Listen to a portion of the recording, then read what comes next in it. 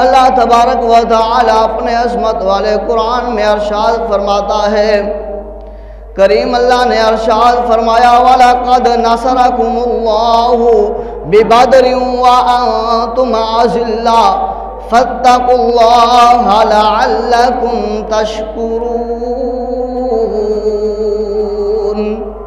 کریم اللہ نے ارشاد فرمایا اور بے شک اللہ تعالی نے بدر میں تمہاری مدد کی حالانکہ تم قلیل تھے، پس اللہ تبارک و تعالی سے ڈرو کہیں تم شکر گزار ہو جاؤ۔ کہہ دیجئے سبحان اللہ کہ 17 رمضان المبارک کو مقام بدر جو سجا، غزوہ بدر جو ہوا، اس میں اللہ تبارک و تعالی نے مسلمانوں کو فتح عطا فرمائی، حالانکہ مسلمان کم تھے، قلیل تھے۔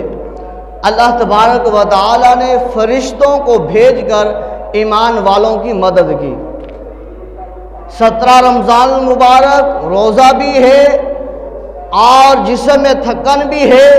پر اللہ تبارک و تعالی کا حکم ہے جہاد کرنا۔ محبوب علیہ السلام نے بلایا ہے تو محبوب علیہ السلام کے فرمان پر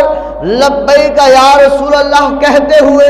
آقا کریم صلی اللہ علیہ وسلم کے جھنڈے کے نیچے جمع ہونے والے صحابہ کرام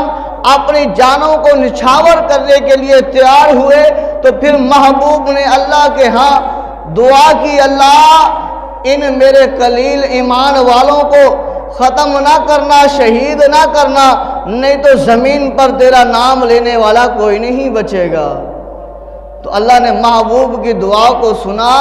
اور اللہ تبارک و تعالی نے فرشتوں کی جماعت کو بھیج کر کفار کو نیست و نابود فرمایا اور کریم اللہ نے ایمان والوں کو سر بلندی عطا فرمائی۔